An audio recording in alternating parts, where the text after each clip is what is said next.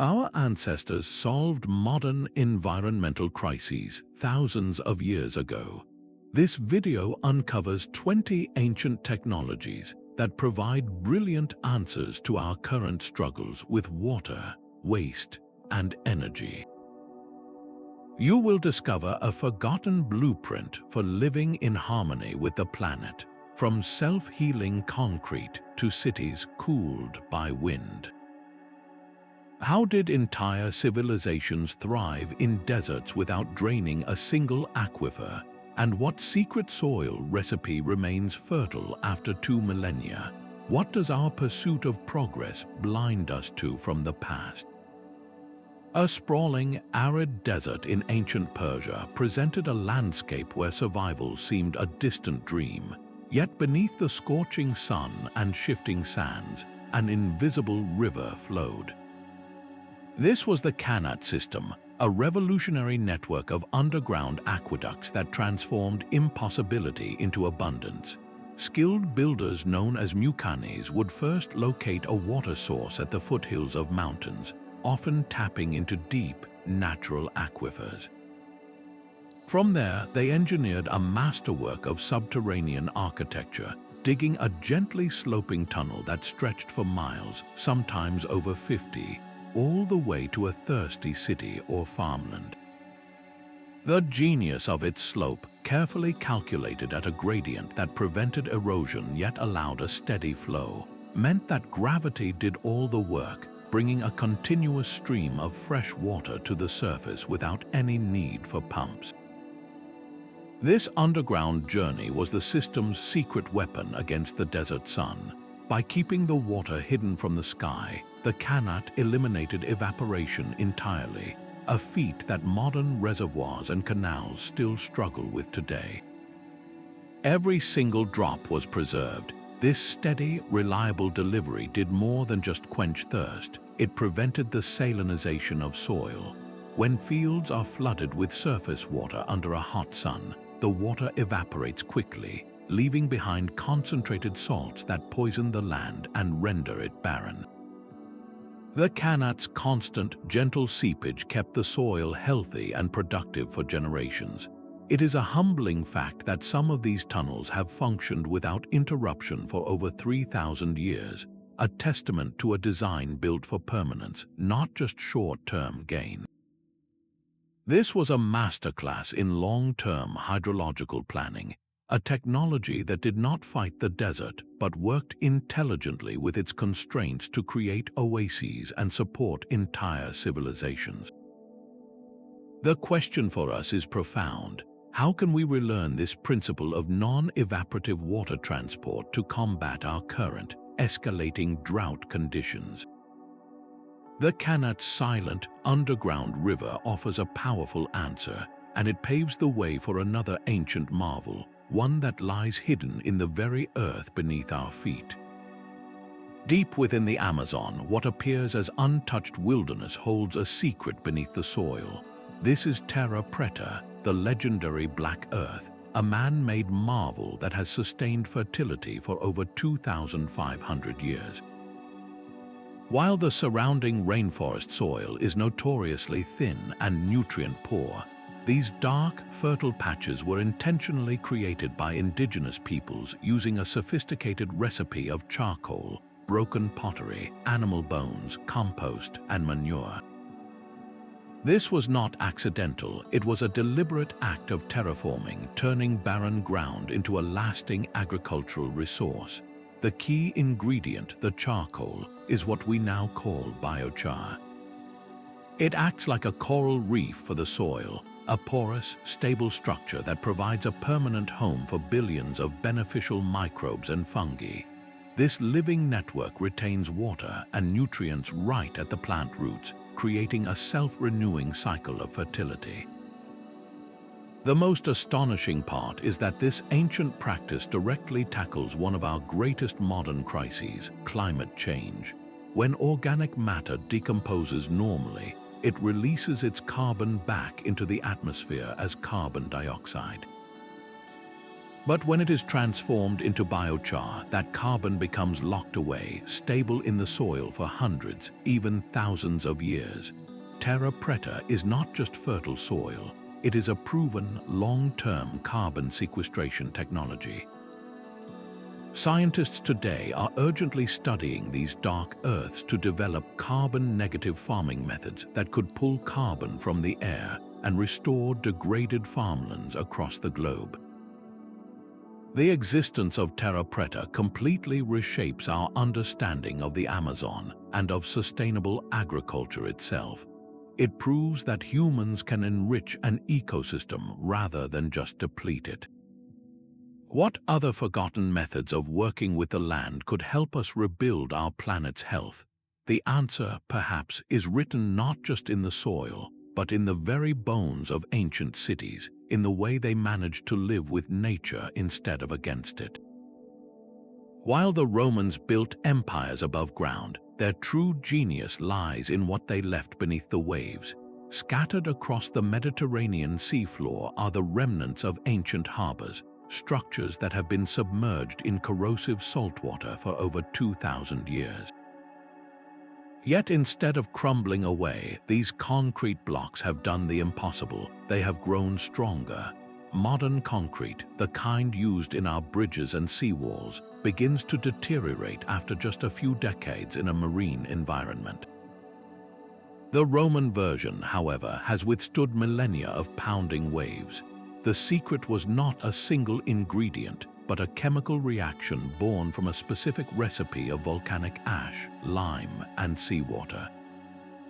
When Roman engineers mixed these materials and submerged them, the salt water triggered a long-term transformation.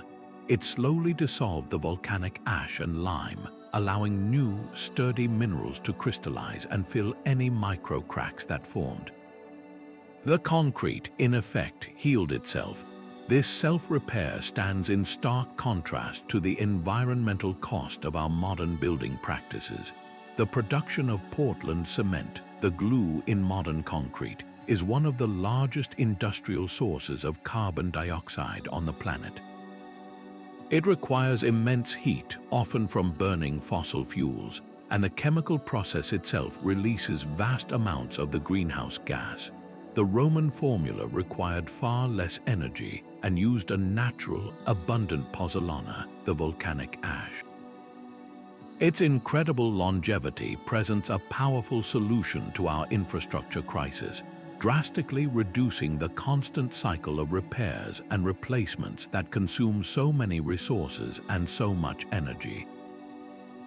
How did ancient builders achieve such durable results without the tools of modern industry? Their process was a lesson in working with natural chemistry rather than forcing a reaction through brute force. Researchers are now racing to decode the full molecular structure of this ancient concrete, hoping to recreate a modern version that can build seawalls that fortify themselves or roads that seal their own cracks. This ancient knowledge could pave the way for a future where our built environment is not a burden on the planet, but a durable, long-lasting part of it. Rising from the sun-baked rooftops of ancient Yazd, slender towers stood like silent sentinels against the desert heat. These were the Badgers, the Windcatchers of Persia, architectural marvels that mastered the art of cooling without a single watt of electricity. Their design was deceptively simple yet brilliant, each tower, often adorned with multiple vents facing different directions, acted as a clever trap for the wind. It would capture the slightest breeze high above the ground, funneling it down a central shaft directly into the heart of a home or a subterranean water reservoir. As this air descended, it would pass over cool water or the chilled walls of the building's basement, dropping in temperature before spilling out into the living quarters as a refreshing draft. Meanwhile, the system worked in perfect balance, with the same structure creating a vacuum that pulled the stagnant, hot air up and out. This was a complete, self-regulating climate control system powered entirely by nature. In our modern world, where air conditioning accounts for a massive portion of global electricity use and strains power grids to their limits, the Windcatcher presents a profound alternative. It requires no fossil fuels, emits no greenhouse gases, and its only maintenance is the occasional clearing of sand from its shafts. Today, architects and engineers are looking back to this ancient technology, integrating its principles into contemporary green buildings. They are designing structures with central atriums that function like modern wind catchers, using natural convection and thermal mass to maintain comfortable temperatures year-round, drastically cutting down on energy bills and environmental impact. The Badgers of Persia teach us that comfort does not have to come at the cost of the planet. They represent a perfect synergy between human ingenuity and environmental respect, a dialogue with the climate rather than a battle against it. This search for harmony leads us from the desert towers to the rugged mountains, where another civilization engineered a landscape to harvest life from the clouds. High in the Andes, the Incas did not simply farm the mountains, they sculpted them. Entire slopes were transformed into vast, breathtaking staircases of agricultural terraces, a feat of engineering that turned impossible gradients into fertile, productive land. This was far more than just creating flat spaces to plant crops. It was a complete reimagining of the landscape to solve two of the most persistent problems in farming: erosion and microclimate control. On a steep mountainside, a heavy rain would normally wash the precious topsoil away in minutes, stripping the land of its fertility and causing devastating landslides downstream. The Inca terrace walls, masterfully built from fitted stone without any mortar, stopped this catastrophe in its tracks. They held the soil firmly in place, creating stable, level platforms where water could soak in gently rather than rage destructively downward. But the genius did not stop there. These stone walls acted as thermal batteries, absorbing the heat of the high-altitude sun during the day and slowly releasing it throughout the cold night. This created a series of distinct microclimates on a single mountainside. Crops that needed warmer conditions could be planted on lower terraces, while those suited to cooler temperatures thrived higher up. This allowed the Inca to cultivate a stunning diversity of food, from maize and quinoa to potatoes and coca, all within a vertically stacked system. Their water management was equally sophisticated, with integrated canals that directed moisture from terrace to terrace, ensuring every plot was irrigated without waterlogging or waste. This entire system supported a vast empire without degrading the fragile mountainous environment it depended upon. In our modern world, where conventional plowing on slopes continues to cause catastrophic topsoil loss and landslides, the Inca model offers a proven alternative. Farmers and conservationists from the Philippines to Peru are now reviving these ancient principles, building new terraces to restore degraded land, improve water retention, and create resilient, diversified farms. The question the Incas leave us with is profound. How can we re-terrace our world to save its vanishing soil? Their mountainside masterpieces prove that the most advanced agricultural system is one that works in harmony with the land's own contours. This sophisticated management of water and earth finds a powerful echo in another part of the ancient world, where an entire civilization thrived in a desert by mastering the art of harvesting the sky itself. Descending into a stepwell feels like entering an inverted palace. In the arid landscapes of India, structures like the magnificent Chan Bayori were not merely holes in the ground. They were breathtaking feats of architecture and social engineering. Thousands of steps cascade down intricate geometric patterns, leading deep into the earth to a hidden reservoir. This was the ultimate answer to the monsoon's paradox, a season of torrential rain followed by months of extreme drought. The stepwells captured every drop of that precious rainwater, channeling it into the aquifer and storing it safely below ground, away from the evaporating sun. Their profound depth and shaded walls created a naturally cool microclimate, a refuge from the blistering heat above. But these were far more than just water tanks. They were the heart of community life. People gathered on the steps to socialize, merchants set up stalls in the cooler depths, and pilgrims sought spiritual solace in the accompanying temples. This was a seamless integration of utility and beauty, of resource management and social space. Today, our cities face a dual crisis of water scarcity and the urban heat island effect, where concrete and asphalt absorb and radiate heat, making cities significantly hotter than their surroundings. Modern infrastructure often treats water as a problem to be quickly drained away through pipes, wasting a vital resource and doing nothing to cool the environment. The Stepwell model presents a radical alternative, a blueprint for multi-functional public works that harvest water, cool the air, and bring people together. Imagine a city park designed not just for grass and benches, but as a modern stepwell, a sunken garden that collects stormwater, reduces local temperatures, and provides a tranquil oasis for its residents. Could reviving the spirit of these structures help our concrete cities breathe again? This community-centric approach to managing a fundamental resource was a powerful global phenomenon, and it finds a remarkable parallel far to the west, in a desert empire that turned its entire capital into a sponge. The rose-red city of Petra was a mirage made real, an architectural dream carved directly into the desert cliffs. But its true wonder was not the magnificent tombs hewn from stone. It was the invisible web of water that made life possible in this arid kingdom. The Nabateans were hydrological artists, painting with water in a landscape defined by its absence. They transformed their entire city into a massive catchment system, carving a complex network of channels, dams, and cisterns directly into the rose-red rock. Their greatest challenge was the desert's paradox, the sudden, violent flash flood.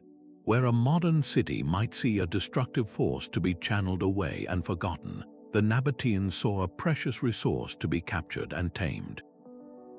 They built sophisticated diversion dams and silt traps to slow the raging torrents, guiding the water into a labyrinth of narrow channels that lined the main sick entrance. These channels fed into hundreds of underground cisterns, some large enough to hold over 150,000 gallons, sealing the seasonal bounty away from the evaporating sun. This was a civilization that lived by a simple, profound rule. Not a single drop of rainwater was allowed to leave their territory. Their advanced hydrology turned a catastrophic event into a lifeline, storing enough water from brief, intense storms to sustain a population of tens of thousands throughout the year.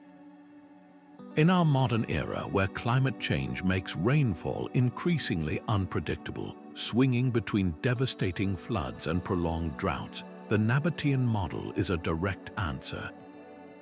Instead of building higher seawalls or deeper wells, what if we began to design our cities as giant sponges, just as they did? Their success was rooted in a deep, intimate understanding of local materials, using the very rock of their city to become its reservoir. They did not fight the desert's nature, they embraced its rhythm and harnessed its power. What can this ancient mastery of desert hydrology teach us about surviving in a warming world? It shows us that resilience is not about having more, but about wasting less, about seeing the flood not as a foe, but as a future drink of water. This philosophy of capturing abundance in moments of plenty finds a stunning parallel in a completely different part of the world, where another culture turned its entire landscape into a living, breathing battery. The treasury of Atreus is a tomb of pure geometry, a space where gravity itself becomes the architect. Built around 1250 before the Common Era, its soaring dome was created not with a single arch or a drop of mortar, but through the brilliant technique of corbelling. Skilled masons carefully stacked rings of stone, each layer cantilevered slightly inward over the one below, until the entire vault locked into a perfect, self-supporting equilibrium.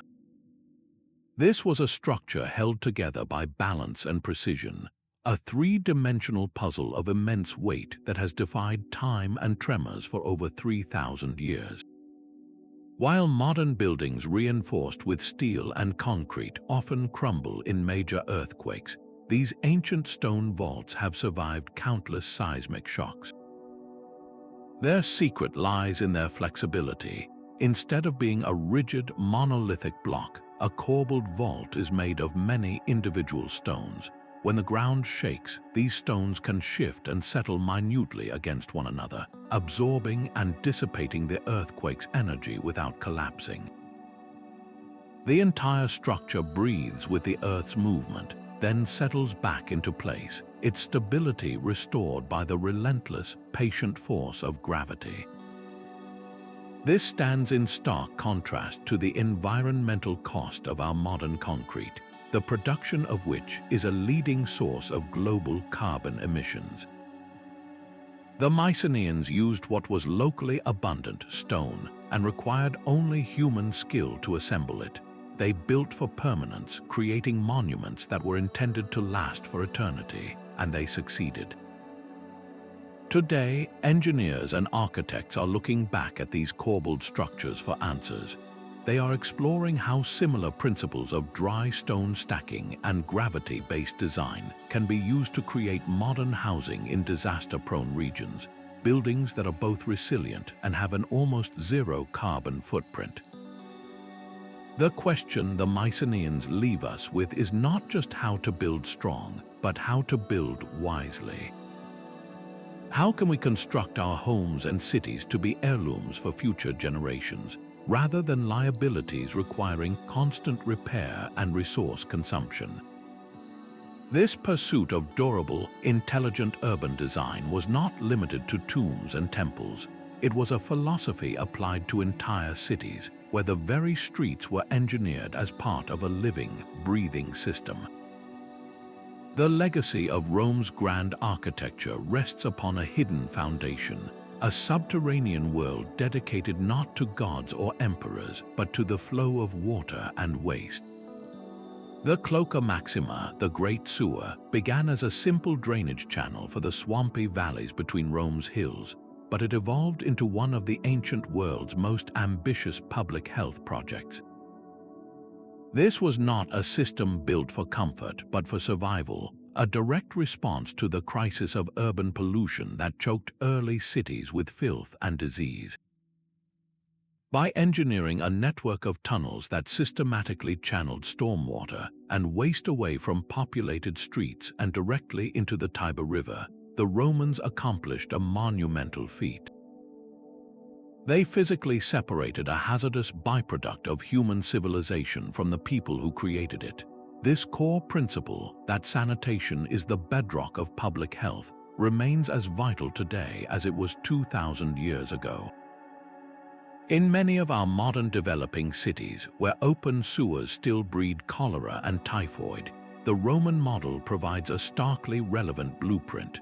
The sheer scale of the Cloaca Maxima set a powerful precedent, proving that a society's well-being depends on its willingness to invest in invisible, unglamorous infrastructure.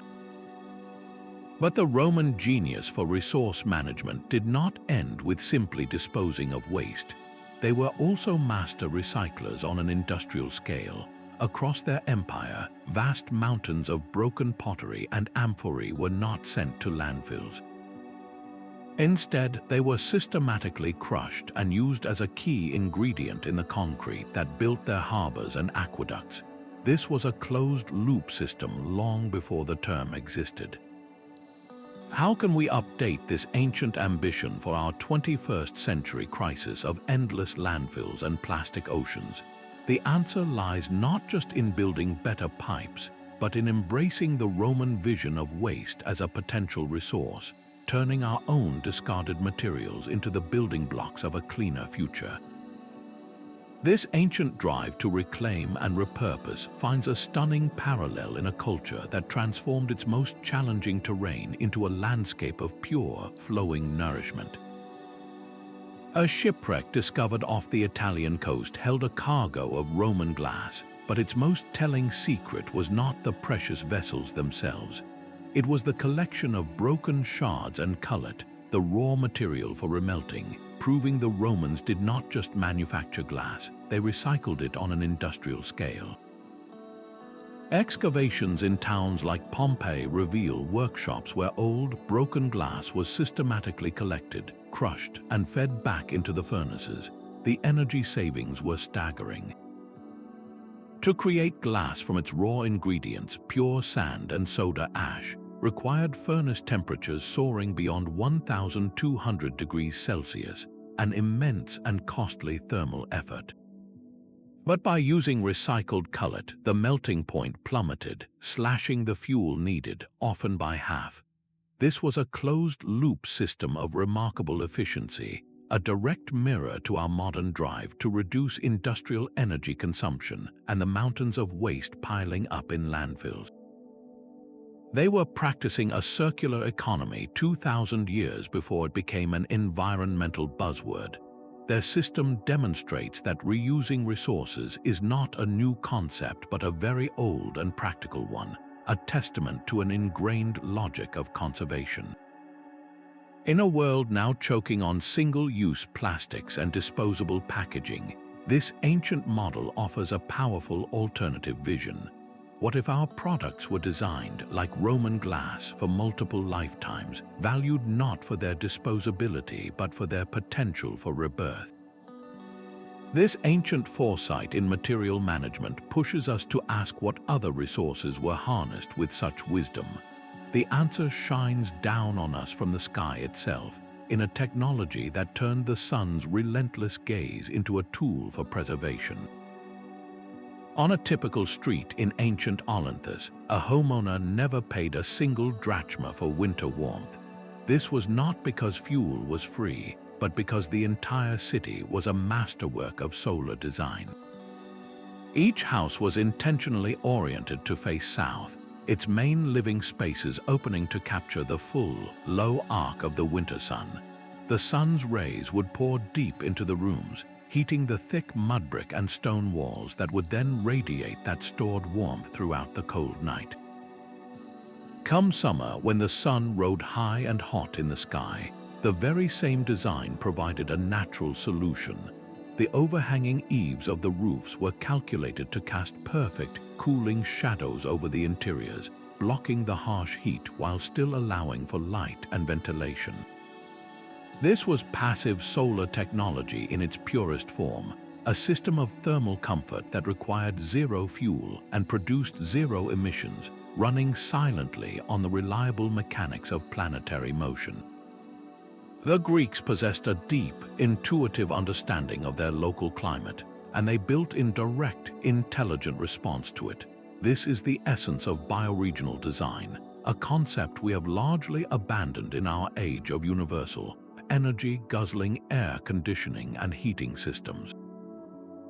We force a uniform indoor climate regardless of whether a building sits in a desert or a temperate forest, burning colossal amounts of fossil fuels to override the local environment rather than working with it. The lesson from Olynthus is profound. By simply realigning our buildings to the sun's path, we could slash the enormous carbon emissions associated with heating and cooling, which account for a staggering portion of global energy use. Imagine a modern suburban development where every home is angled not for the best curb appeal, but for optimal solar gain in winter and natural shading in summer. The energy savings would be monumental, and the comfort, achieved without the constant hum of a machine, would be far more natural and serene. The Greeks teach us that true comfort comes from harmony with natural forces, not domination over them. This wisdom was not theirs alone, carried on the very winds they sought to harness for another vital purpose. The deserts of 7th century Persia held another secret, one that spun on the axis of the wind itself. While the Windcatchers cooled homes, the earliest known windmills were put to work, their vertical sails of woven reeds or cloth catching the relentless breeze to grind grain and lift water from the earth. This was not a small convenience, it was a revolutionary leap in power. For the first time, a community could harness a limitless, clean energy source to perform the backbreaking labor that once required animal muscle or human toil. The design was brilliantly adapted to its environment. Unlike the horizontal windmills of later Europe, the Persian model spun around a vertical axis, making it effective no matter which way the capricious desert winds decided to blow. It was a resilient machine built from local, abundant materials and requiring no consumption of wood or coal.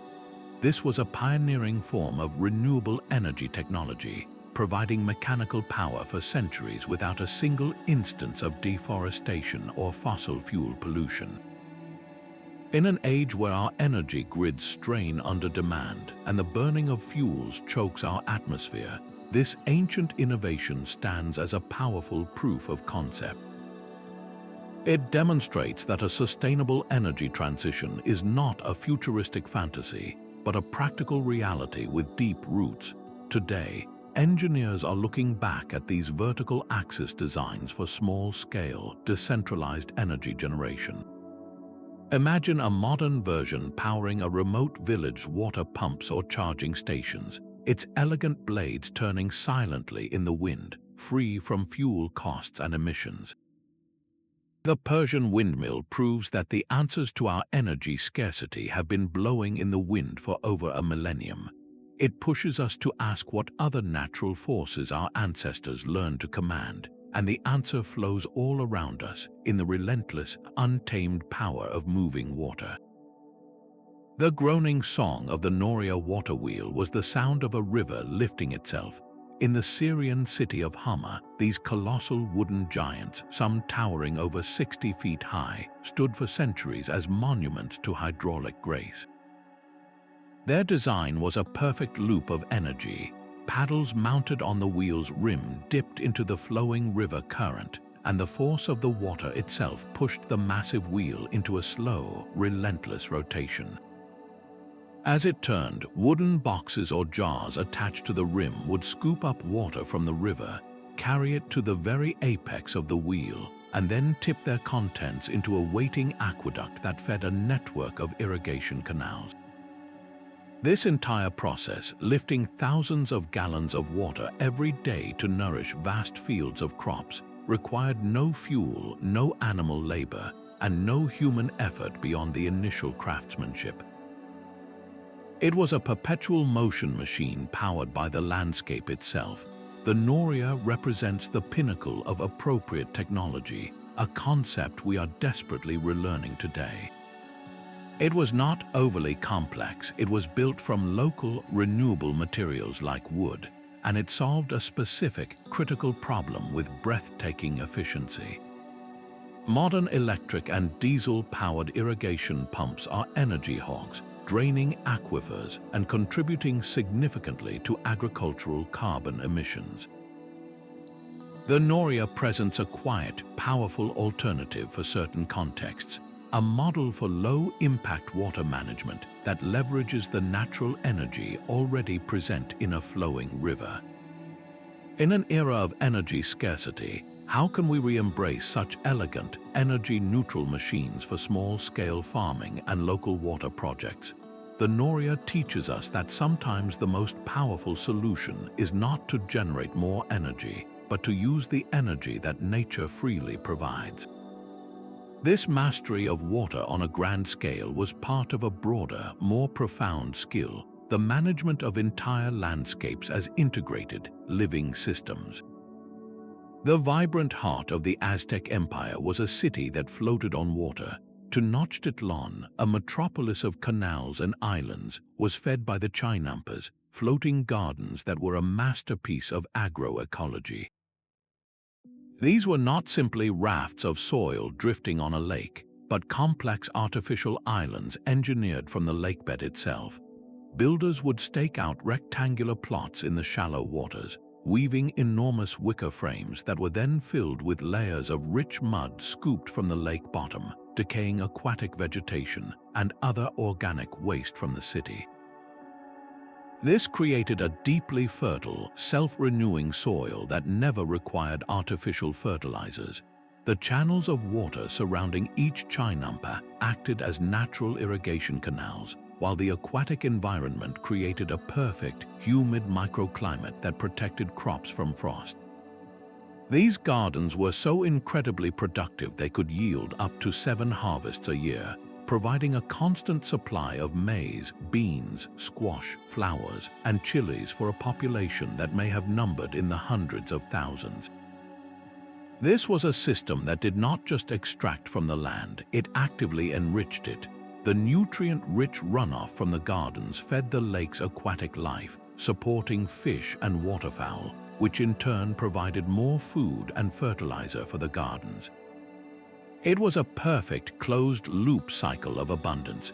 Compare this to modern industrial monoculture, where vast fields of a single crop deplete the soil, requiring constant inputs of chemical fertilizers that then run off to poison rivers and create dead zones in the oceans. The Chinampa presents a stunningly different vision, one of a food system that is woven into the ecosystem, giving back as much as it takes.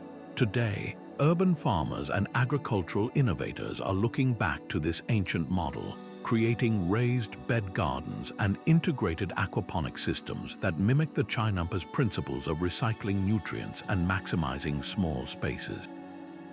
Can we reimagine our cities not as concrete food deserts, but as productive landscapes that nourish both people and the planet? The floating gardens of Tenochtitlan prove that the most productive farm is one that is also a thriving ecosystem. This deep integration of human settlement and nature was a philosophy that extended far beyond agriculture into the very heart of ancient urban planning. Beneath the vibrant frescoes and grand courtyards of the Palace of Knossos flowed the lifeblood of a civilization. The Minoans of Bronze Age Crete engineered one of the world's first comprehensive plumbing systems, a hidden network of terracotta pipes that masterfully managed both the delivery of fresh water and the removal of waste. These interlocking, tapered pipes, cleverly designed to increase water pressure and prevent mineral buildup, channeled fresh spring water from miles away directly into the palace complex and the surrounding city. Simultaneously, a separate system of stone-lined drains efficiently carried wastewater away from living spaces, preventing the stagnation and contamination that plagued so many other ancient settlements. This was a society that understood millennia ago that public health is inextricably linked to engineered environmental management. By physically separating clean water from waste, the Minoans created a remarkably high standard of urban living, drastically reducing the risk of waterborne diseases like cholera and typhoid that still threaten populations in our modern world. Today, as megacities swell and aging infrastructure struggles to keep pace, the Minoan model offers a foundational lesson. It is not enough to simply provide access to water. The safe and efficient removal of wastewater is an equally critical pillar of urban resilience. Their system highlights a profound truth that advanced sanitation is not a luxury of modernity, but a prerequisite for any dense, thriving society. What lessons in urban resilience can we learn from this Bronze Age society? Their innovations were not limited to the ground. High above the city, they captured another vital resource, one that fell freely from the sky. Ancient air wells rose from the parched earth like silent alchemists, turning the empty night sky into a source of life-giving water. In the arid landscapes of the Roman Empire and the Canary Islands, these structures were not buildings in any conventional sense, but carefully engineered piles of stones. Their genius lay in a simple principle of physics. During the scorching day, the stones would absorb the sun's heat. Then, as the temperature plummeted after sunset, the stones would radiate that stored warmth back into the air far more quickly than the surrounding environment. This rapid cooling of the stone surfaces chilled them below the dew point of the humid night air, causing invisible water vapor to condense into countless droplets on the stones. The droplets would then trickle down, guided by gravity, into collecting channels and cisterns, providing a steady, passive supply of pure freshwater without a single drop of rain. This was harvesting humidity itself, a technology that pulled water directly from the atmosphere. In our modern world, where aquifers are being drained faster than they can recharge and millions face water stress, the principle of the air well offers a radically sustainable alternative. Imagine coastal cities where humidity is constantly high. Employing modern versions of these structures, vast, porous arrays could be integrated into the architecture of buildings or placed across landscapes, silently condensing atmospheric moisture to supplement municipal water supplies, all without any energy input whatsoever. It is a technology of pure patience, working in harmony with the daily rhythm of temperature. How can we use condensation to quench the thirst of a parched planet? The answer is written in the dew collected on ancient stones, a reminder that abundance can be found not just in rivers and lakes, but in the very air we breathe. This profound understanding of the natural world, of harvesting what is freely available, extended beyond water and into the very management of the living forest. A walk through a medieval English woodland would reveal a strange and orderly cycle of life. Certain trees, like hazel and ash, were not simply felled. They were carefully cut down to a stump just above the ground. Left alone, this might look like destruction, but it was the beginning of a brilliant process known as coppicing. The tree, its root system perfectly intact and healthy, would respond by sending up a vigorous bouquet of new, straight shoots from that base. In just a few years, these shoots would grow into sturdy poles, ready to be harvested again for firewood, tool handles, or wattle for building. In a wetter area, or where deer might browse the new growth, the practice shifted to pollarding, cutting the trunk higher up, out of reach of animals, which produced the same continual regrowth. This was not forestry as we know it, a single harvest that clears the land. This was a perpetual, self-renewing system. A single tree could be managed this way for centuries, becoming a living, breathing source of material that never required replanting. This ancient form of agroforestry created a mosaic of habitats.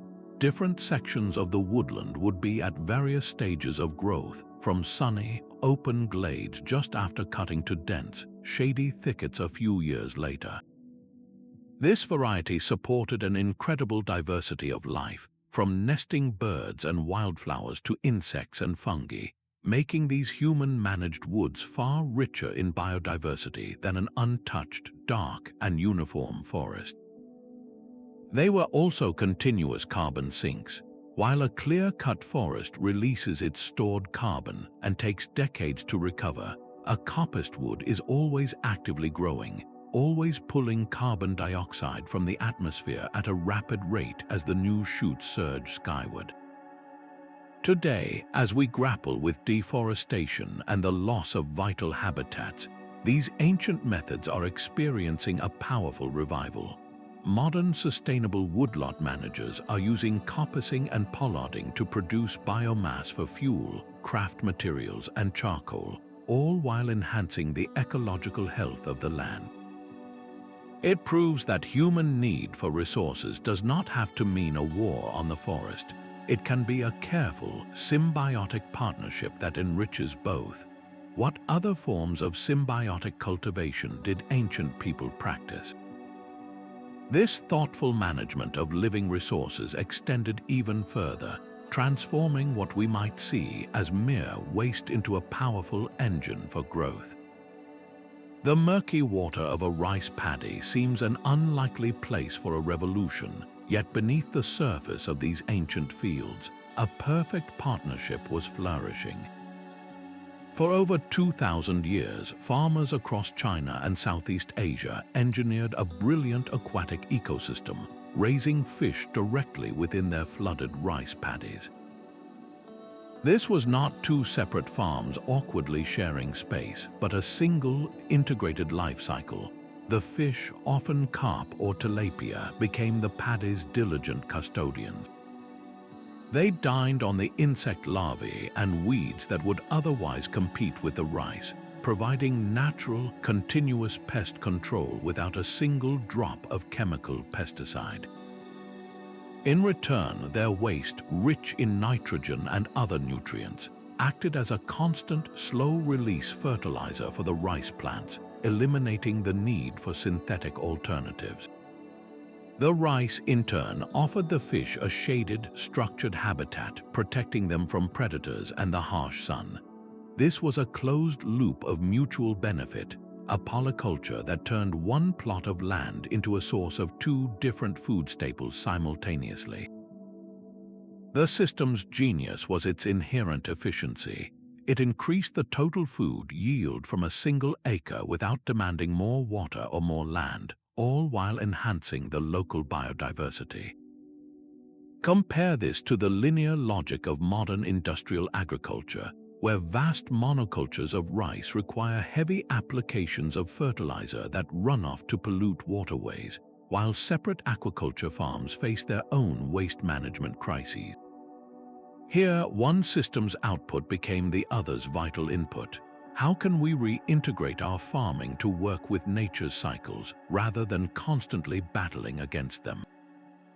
The ancient rice-fish system provides a powerful blueprint, demonstrating that the most productive farms are not sterile factories, but thriving, self-regulating ecosystems.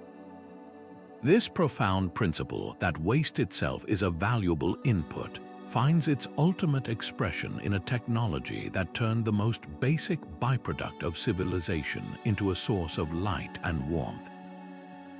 The final harvest did not mean the end of usefulness for a plant, but its transformation into a different kind of wealth. From the terraced farms of the Andes to the irrigated fields of the Middle East, ancient agriculturalists perfected the art of systematic composting, treating their organic waste as a precious resource. They understood that to take from the soil, one must also give back. The Greeks, for instance, did not leave this to chance. They wrote detailed farming manuals prescribing exact methods for layering kitchen scraps, animal manure, and crop residues to create rich, fertile humus. This was a conscious closing of the nutrient loop, a way to ensure the land remained productive for generations without any external inputs. They saw a pile of rotting vegetables not as garbage, but as black gold in the making. This ancient practice is the direct ancestor of our modern composting movement, but its importance today is greater than ever. In our current linear system, organic waste is a problem, trucked to landfills where it decomposes without oxygen, releasing vast quantities of methane, a greenhouse gas over 80 times more potent than carbon dioxide in the near term. By reviving this ancient wisdom, we can turn that problem into a solution. Composting at scale not only avoids those methane emissions, but it produces a natural, nutrient-dense soil amendment that can replace synthetic fertilizers, whose production is incredibly energy-intensive and whose runoff creates dead zones in our lakes and oceans. The shift in perspective is everything. It is the difference between seeing a banana peel as trash and seeing it as a future tomato. How can we make this ancient wisdom the cornerstone of a circular economy? It begins by redesigning our cities and our habits to recapture the nutrients that flow through our kitchens and gardens, returning them to the earth in a continuous cycle of rebirth. This fundamental principle of cyclical renewal finds its ultimate expression in our final ancient technology, one that required no earthly materials at all, but looked to the sky itself to maintain a perfect ecological balance. The final technology required no earthly tools, only eyes lifted to the night sky. From the Babylonians to the Maya, farmers were also astronomers, their planting and harvesting calendars meticulously aligned with the precise movements of stars and planets. They did not simply watch the seasons change, they predicted them. By observing the helical rising of a particular star, they knew the seasonal rains were exactly 10 days away. The position of a constellation told them the river would soon flood, and it was time to sow the seeds. This was a system of perfect synchronization, ensuring that every human action was in harmony with the larger ecological cycles. Their crops matured with the sun, their soils were replenished by the timed floods, and their harvests were gathered under the right celestial conditions for storage. This deep, observant connection to natural rhythms created a farming practice that was inherently resilient and adaptive. It maximized yield and minimized the risk of catastrophic failure because it worked with the grain of the universe, not against it. In our era of climate uncertainty, where artificial inputs and forced growing seasons strain the land, this celestial alignment offers a profound lesson. It is a reminder that true sustainability is not about controlling nature with more technology, but about attuning our activities to its timeless, powerful patterns. This represents the ultimate integration, where human activity finds its place within the vast, living cosmos. From the underground rivers of the Qanat to the star-guided fields of the Maya, a single, powerful thread connects all 20 of these ancient solutions.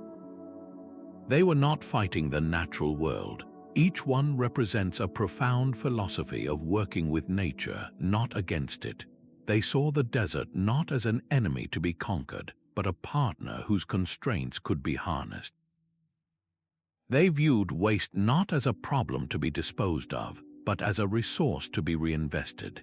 They understood that the most durable structures are those that heal themselves, and the most reliable energy is that which flows freely from the wind and water. This was a blueprint for a circular, symbiotic existence, a testament to human ingenuity that enhanced the planet rather than depleting it. Their legacy is a challenge to our modern definition of progress, asking us to look back in order to move forward wisely. These 20 ancient marvels, from self-healing concrete to celestial calendars, may seem like scattered answers to separate problems, yet they all spring from a single, profound source. Our ancestors were not just inventors, they were the world's most patient students. They understood that the most brilliant solutions were not to be manufactured in a workshop, but observed in a forest, a desert, or a flowing river. This foundational principle can be called biomicry, the art of emulating entire ecosystems and natural processes. The goal was never to conquer the natural world, but to learn its deep, enduring logic and then humbly replicate it. The Qanat system did not invent underground water flow. It mimicked the slow, steady seepage of a natural aquifer, capturing its efficiency and protection from the sun. The creators of Terra Preta were not just making soil, they were replicating the rich, self-renewing fertility of a forest floor, where charcoal and organic matter create a permanent home for life. The Windcatchers of Persia function on the same principle of passive ventilation found in termite mounds, which maintain a constant internal temperature by cleverly channeling breezes. This was a philosophy of deep, systemic observation. It led to technologies that were not merely effective for a short time, but were inherently regenerative. They left the land richer, the water cleaner, and the air purer than they found it.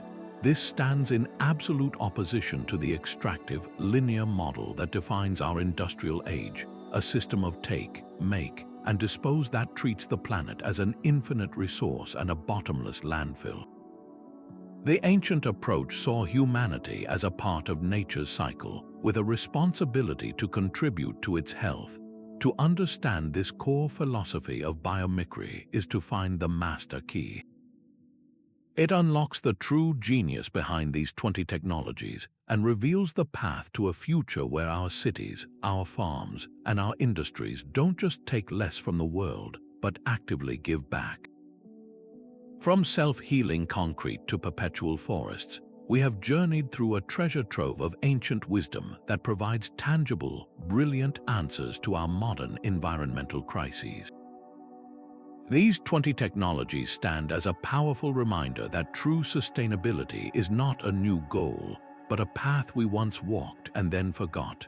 They teach us that the most powerful solutions are often not complex and energy-intensive, but are simple, elegant, and work in concert with the natural world. They ask us to build with gravity, cool with the wind, and farm with the fish.